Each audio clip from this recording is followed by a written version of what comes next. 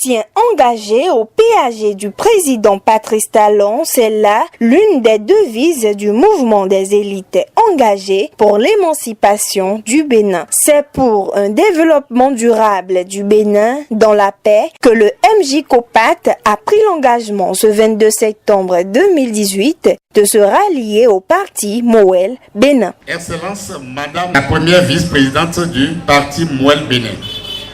Le mouvement MJCOPAT, entendez, mouvement des jeunes commerçants et ouvriers de Patrice Talon, a été créé en août 2015 avec pour objectif principal de susciter la candidature de notre leader charismatique, Patrice Talon, et d'œuvrer inlassablement pour la conquête du pouvoir en 2016 à ses côtés. Pour ce faire, des cellules de coordination ont été mises en place ici à Crévier et aussi dans les localités d'Agoumé-Calavi, de Tokan, de Védoko, de Kové, d'Abomey et j'en passe. Aujourd'hui, le mouvement MJCOPAT se réjouit de ce choix qu'il a fait et s'il fallait le reprendre, il fera encore le même choix pour la postérité de ce peuple. Mesdames et messieurs, depuis donc l'avènement du régime Nouveau Départ et la rupture, le mouvement MJCOPAT n'a cessé de soutenir les actions du chef de l'État et de son gouvernement, car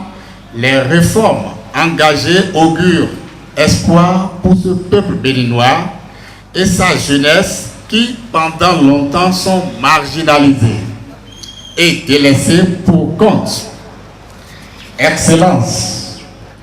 Madame la première vice-présidente du parti Moël Bénin, l'événement de ce jour qui consacre la fusion du mouvement MJCOPAT avec votre parti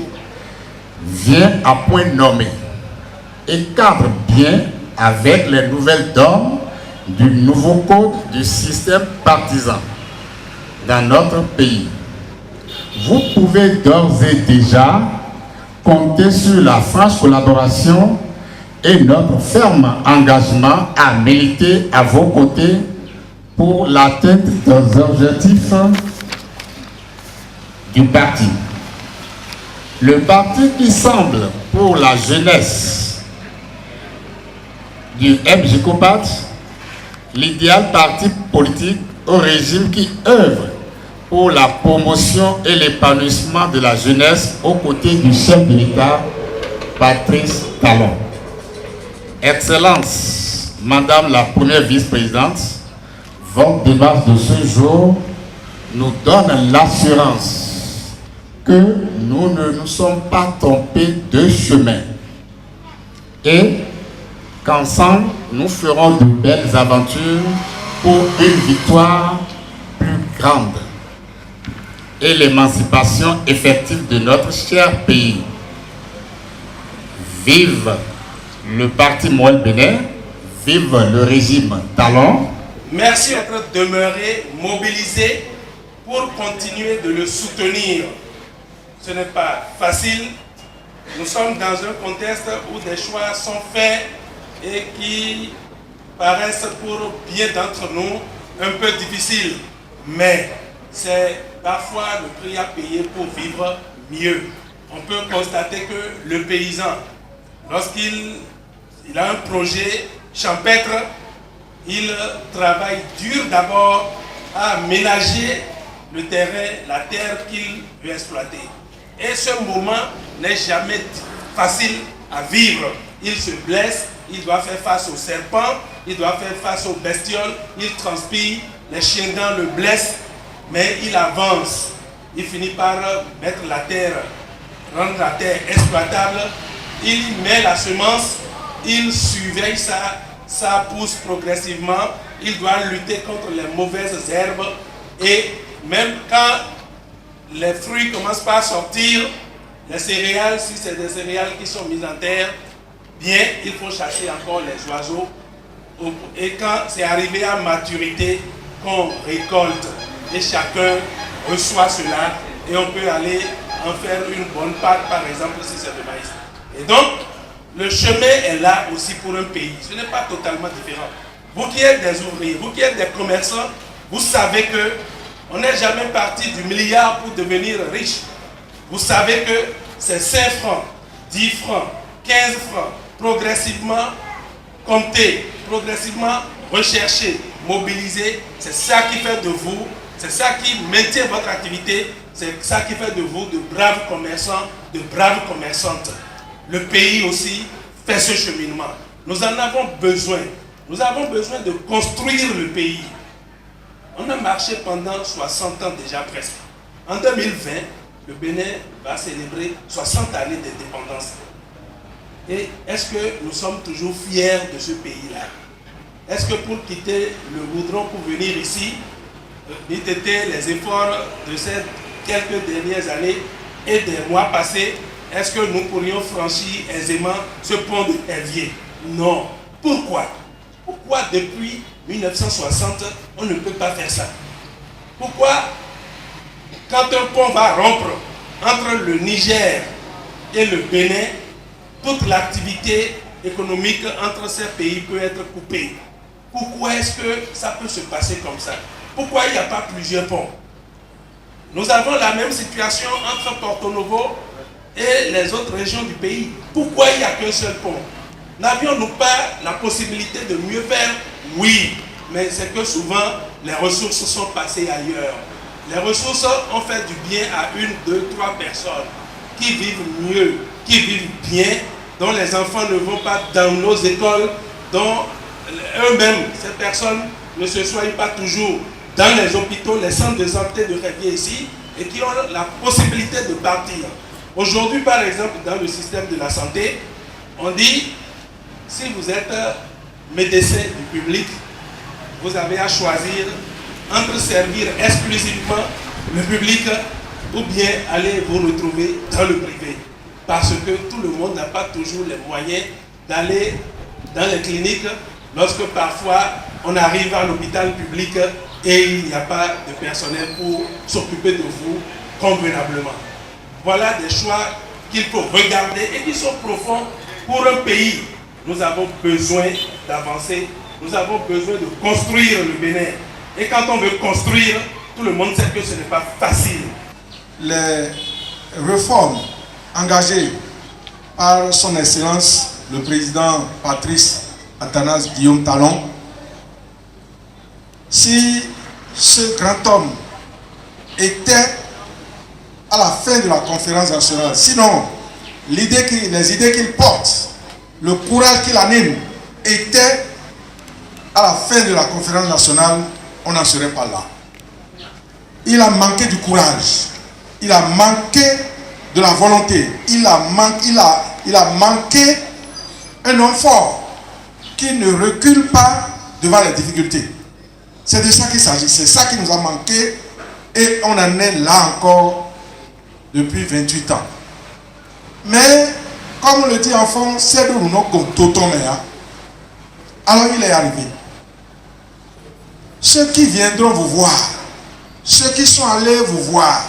ceux qui cherchent à aller vous voir, ils n'ont rien à proposer.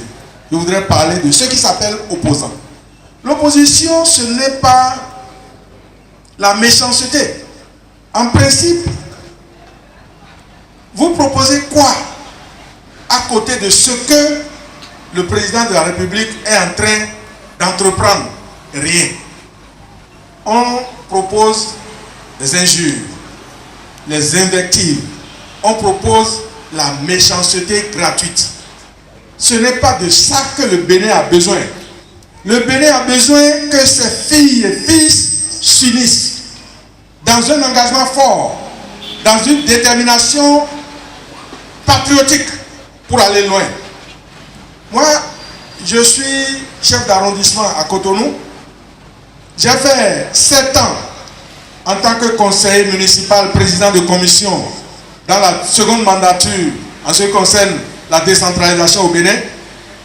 Mais je suis en train de faire 3 ans en tant que chef d'arrondissement. Les lignes ont bougé. Les choses ont changé. On peut librement circuler à Cotonou désormais. On peut, à un angle A, voir un angle B, sans difficulté. C'est de ça qu'il s'agit.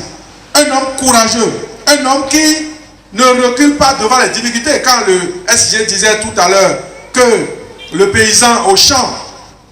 les premiers jours sont difficiles, mais qu'au finish, les récoltes le réjouissent et lui donnent raison aux efforts qu'il a eu à engager. Officier d'état civil que je suis, cher ami et frère et président de MJ Copat, je crois, quand nous voulons célébrer un mariage, jusqu'au moment du consentement, la future épouse continue d'être mademoiselle. Mais quand les consentements sont échangés, elle devient madame. Vous êtes désormais madame Moël Bénet. Il n'y a plus de MJ Copat. Désormais, Moël Bénet. Désormais quoi? Moël Bénet. Nous avons trop parlé français. Maintenant, à vous, je voudrais m'adresser. Il y en a d'autres qui ont besoin. Mais où est-ce que mais couteau talaki. Ainda il y a des filles d'Inde. Ana como todo a foi ton tout pé. Et après gonado pon moto lo si fi de tableau et ton te akono be a mide me bogoya. Et azene ko ana kono mere na kumulo ali o gade jo azombe do atogbe goya. Ni abio moto mon kotome la fi d'Inde. Mi ko abio moto Moël Bénet ton. Président Moël Bénet Jacques Ayadi qui est mis au haut de tête et au totalibé et au renu et ton lepodo na zontu clépo sampo et au totalibé ton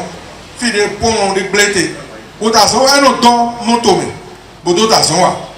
na do pont do na we ta zon wa do e ke na no kuton gẹ́gẹ́ dide mediel de ko no ba ipo na no kuton pour un téléphone pour la to ho do ron ou on papa ta fo donc auto donc to fie mi to hodo na mi te dibutation wa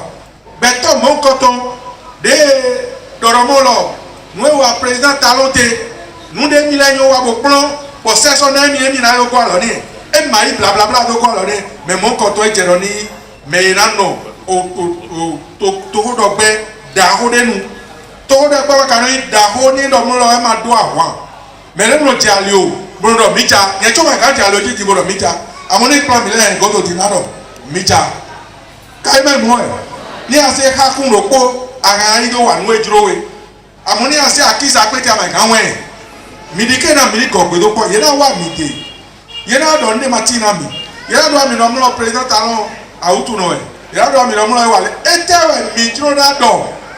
o de azone wa etele etewe bledego fitewe milẹ̀ ni mi we flera ina mi na ba ino ni ye we fleda yi de pont Maraville tonne do to clarity ye na do mo lo o sun aton sun ene o kwero pogo do e na ba yi ye no sun do poda ye na do te bra ba yi pon ene poda ho ye no na do sun do poda te bra ba yi président Moël Bénet Jacques Ayadi de yi directeur général des infrastructures et to asan ko aroplan bo pe popo e ko de na ba yi lo mais mon contrôle de na wa so ko tora inu kon uwo ni e ye na wa bo na wa sa johora mi johon si wu to me mi te amechele kai opo le ni mo nu e ko ira si mi o me yin iya mi to lo ya kimele mi ni mu ajosin alio e to auvena mi vlafo do ajosin alio le to susu ni e to ajosin alio su mo e no ve awudo ni e ka su ajosin alio pogodo bon fie kweno pongoro buda ile ni e hopli ira mato metanu wele nu e yona no bi oto me ni mi ko pa lo ko na président parti talon mi malado do mo lo nu mi na wa le we dem mi wo mi asi ayi do finu mi do yi se na do mo lo dan nu dagbe we so mi do asi ayi mi na ye jroje na ni ado nous matin do to mena micro yo mena do mi opposant mi wa deton zande di mi ma mo e ka na ko ni mu dia o zande di ni do legislative be di yena wa bona do la ona mi bona do mi na yi kwara mi e mi na wa deton fide e to kwara e so e me a joko e fide e to yin so bono ma ni me a joko e mi le mi ga wa jobo tete di bo se kwa mi do na me de fata masi gane kabi o président awo nous e comité fi bo mi ni o alors nous wa to si gbe boya jo to si gbe poto nuwa poto do ko se do ko ji ba do agai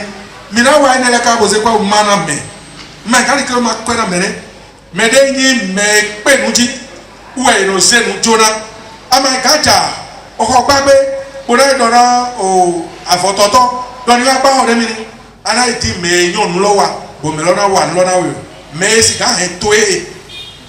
uwe mi se do finji uwe mi se do finji uwe MC Kopat e se do e ko alona we do se do finji me ne ma tin mo na he janeji e na ji we se do friend e pe henu kan pe bi e pe ko me kan chef de village e pe sea e pe me e ji o ma do ki a bon ko to me ro ko so lo me wa e ma ka du kan lo ko pere me ne pe de ka du kan wa fún ọ tó dáńdọ̀ dẹ́ko àtò dáńdọ̀ ló jíwé ẹ̀gọ́ ẹ̀ ètò ìyàwó ẹ̀ bá mẹ́ mẹ́ẹ̀dẹ́ pépèdé náà dùn kánbọ̀ ètò dáńdọ̀ dẹ́ko ònú ẹ̀ máa tí lọ dẹ́ko ònú ẹ̀mí náà dé jásán glọ́nẹ̀ mẹ́ẹ̀nẹ̀ náà ètò káhódọ̀ mẹ́ẹ̀ náà dé jásán glọ́nà jíwé ẹ̀wẹ̀ mẹ́ẹ̀dẹ́ pé màkà tí mo dé jásán glọ́nà jíwé ẹ̀wẹ̀ wọ́n á tó mi fẹ́ ìyá tilẹ̀ bàbá tilẹ̀ àná ẹ̀ví lẹ̀ ìyàwó mi tó lẹ̀ mi á tó mi fẹ́ lọ mi ní sí àgùlòtò mi tẹ́ gbogbo dọ̀mílẹ̀ tó gò boye da bola fun e ko emite na fi mi ton lewe na fi mi ton ya chere isi ne o ko asoka bo yi retreat e te ko ne di e ma yin do mo lo so ni yona yo pole na fi mi ton le na da gbere ti na fi mi ton le e te o to era to tu kra ne de ye to fi di ni na do o ma so to retreat me di be la lo no amo e te o tu e mi le do tu kra de jonjo ja susu ma ti di mo na ga so nu kanji bura ko agba to di mura de chokoto ro poto pe ba je se ye be na de de voto ye be ko eto atito ajino le si achepi baglo poto viti bo eto ndu na o gba no mo bro yan bo mi na no ye no wa bo ma kwara mi do mi do se mi no eso no yen to china mo el bene o yin no mo lo ye do ro mi na no po bura wa nu bura du do po e ko de o ga no mo lo me ro kura no iwa bura no a ikwere mile bora no lo mu mi emile juro uje mi labai to moel beneme ni galo de betaton ena zero te bo mele kuno kisi alodo kuno do a je nu yo mati bo kweto mele ku edo adokun nu yo to adoto e ansewa adoto e ando bo eno kondo po bono aponde yon ne pede sorti do belo me be jura basi e do gana pondo po awanana pondo po akura àwọn egwe pa àwọn nana dollar we nu e no pasibo nu ko ino imeton ure ngo ko abo mechele bi omu e beneme se ya ko abo bi omu e beneme mi bi ni mo bi gbo e ka so ho wa mi gan bo mi ka igbe ni bo mi di ni ko paro ko mi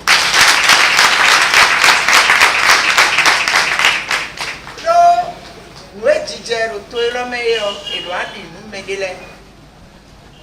ji emi do tout en exemple e wa do mi do mi jona jako ha mi to mi awusu ndo ko bo mu ele yo mi igbe ai ene wa mi na bi o do point to le bi me do e do ko da gbe pede no ton de mi ni mu no so ya o président MC Kopat ko àwọn abutan lepo do gbenu mi se ahewie nu ti eto azan igbe to e lo azan de wen le enu do ko do nu nu e ka ko nu ai gbenu me yo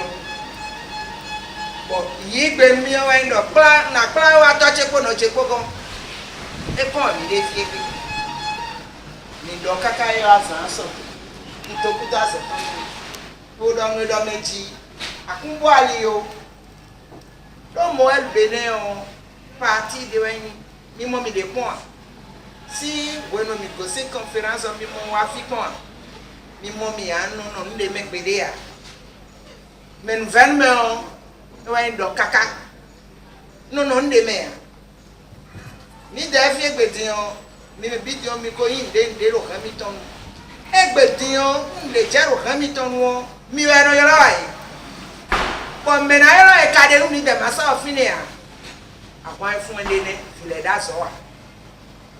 to pon do ro ko me o nche to ro pon to wo me yo wo ro do relay e me o se we ma bo wa nu bi bo ma ka so le do kwe bo na wa nde bu a relay ne mi bro ne ya bro wa ku ne ni kon da ko mo el benesi parti o me nu wo yen bi o me ni lo to pa bu ko je no do e o do me de ko wa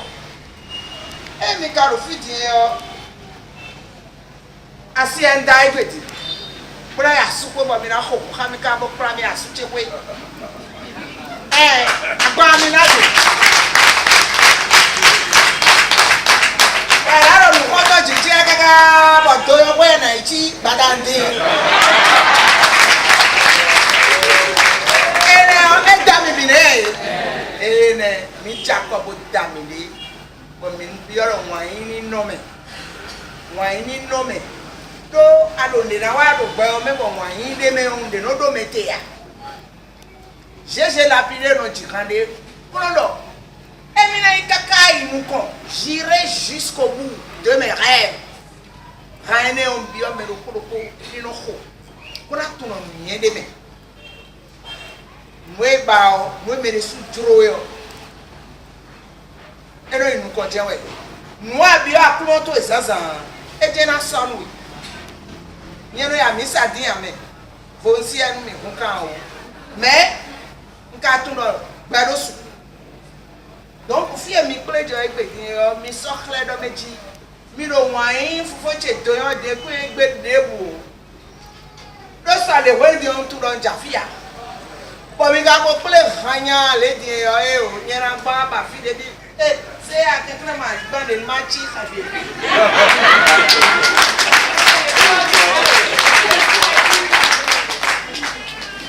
Mo amechele mi parti le no do diwe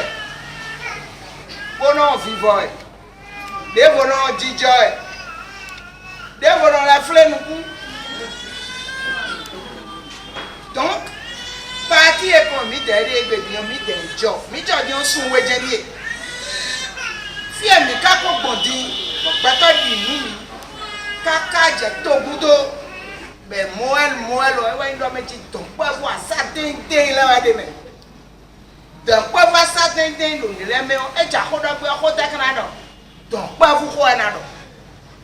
raison mo moel bene o e blo parti de bo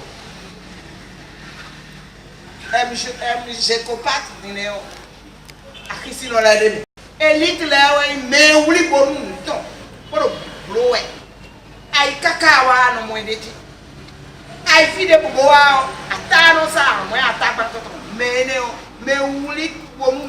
poblo mi de no yoro do elite me ya so me ami ko pado ko ni yon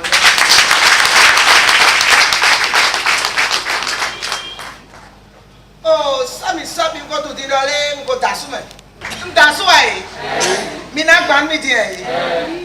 pone ngro yin moel pasu ti olo monsieur do asume to si nkan eyan le no so e wa so boyin madam moel pasu ti ai monsieur moel abo ai ni ko pa do ko oh yon chele mi lo kono je no do ko vin le me blo le gbele mi lo kono je kono le polodo Sami on di ejai. Sami on eja hame ton. De na kami de le mele o. Asuche na do peton ni. Ba mi na son ton. Amo mwe no wa. Me ono mi demre ya ki bobai. Aso atale no ya ki me. Ani wa kwa kuno la kaka we no amanu ni. Ajo eja. Ene do nkowe ya ajone ajo bene akwano wa no bi eno kwa fo ndaudi akwaho mi lo dawo akwaho na gbaho akwaho be kana do mu ho pakwa ka na le sa kwa bodo le kwa imeto na ai fi ho wa gbe bi de tu we me so ko mi to me khavi fi nu yun le nu sun le sun we mama so aye bi mi to le mama so aye mu enele mi na biyo e re ko so fun apo nu me te di sa zan me bo be me o gbọ́dọ̀ sáré de mi wọnú àyà kwado me o si zan me bo voter be di aro député ne so apo mi de gbere ame e no be to minister aso ni e ko sa ho ye asa ito bodo to runai mede ma sople mi bodo mi do la kwache na blomu ene o Patrice Talon gbe do ajo hu gan papa ton yedo greblo le gle ame ye kuro ya shini ame ye kuro do chafu mo sa ndebe ame oyin no susa fu kwa do ko ya so ano son mi de yo eje gbeto na lu pon kaka be na bon na je mi maji same o mi amo me de ko mi to be ame atuone bon bio mi me nule ye so anu mi du e da yi mi to me yo e wa ni na blo dio e na le no ko do e Patrice yo ame e na ku so e na so de je e na wa je to bono di to wa e mi ko so ni bo ko se yo bo mi to sa si di o to pere ya donc o me ro ko do e me wa don mi si sam to le ji bo do mi do le mi na bloco Patrice je mi na so bo me bi mi chite bon président mi to MC ko pat lo chite bo mi blo bi vie mena la agbe mi mene no la agbe ya hu me o infon ma mene no gbe mi de gbede ya bo mi de je ka mi de do ko de le je ka me mi to agandi o to ma o lo ha to ma o ba ene wa mi na jodo bona do bero handra ku e pende wa e la no da nu gba ta so mo ba pada ndi na le ko to to a yen de a e la tu mi so mo no yin asi so no yin kete lo ba pada ndi o ngo la susu tu bi bono ai ko to je e o a ha vi na ru gba to a mi te na igbede a o me na ifon de a mere ma fu mi o wonu mi no kami to gudo ko mi na ba so pere no jakaya ji president yo na le pre akakafi bo mi na mo alizo ayin lono wa alizo e je wa ka bo block igba bo retreat je ko wa isen pro amo mo e mi de do mi no do e o na gba ho we na wa de gbede pon politicien de no blaria politicien de kron gba toto we ya politicien de kron gba o asame pe ya iwa blame un ati gba politicien de kron blo ton me ya ahasu ano blo bere ma blame yo ponu mi ni no kuto mi ton ponu mi lo ni no mi lo kuto ponu nu e gba gbogbo ro kode me do mo ro kan lo kuro de lo kode me nu e gba lo kode me nu e si hublo beyon nanu mi e o mi do mo nu blo mi blo mi to mi na fe fi mi to le mi se ko che ya donc un to kunu mi boro e ka je mi kaka eye lo do e je mi bo mi yon de pe ko don de ya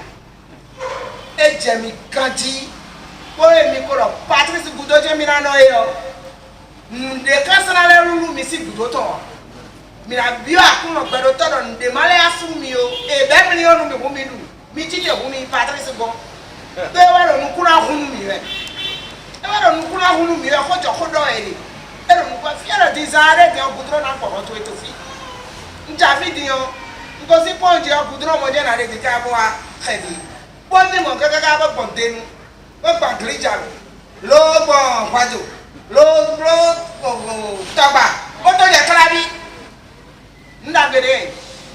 Eye ka fufu kwa so no, ina si wa ni dere. Mo mi kekle. Mi tuno. Leze no moyo, e fion mi pede. Ni me fi e fion mi. Abo mi ni gbera. Polo ni blo, polo ya na gbofu. E na gbo kana sako. Mo mi na ko khelu doji. Microfinance de dion, e do ra blodo. Ko yo le mi na mo bla no wa jobito. Nous d'agbe de l'aine et pour les politiciens là on doit aider pour donc tokunu mi o tokunu o asuche moel doyon ora nous mi bleu ça tient na chenu mi klale le koa. Ceci est très certainement une contribution favorable quant à la réalisation du PAG du gouvernement.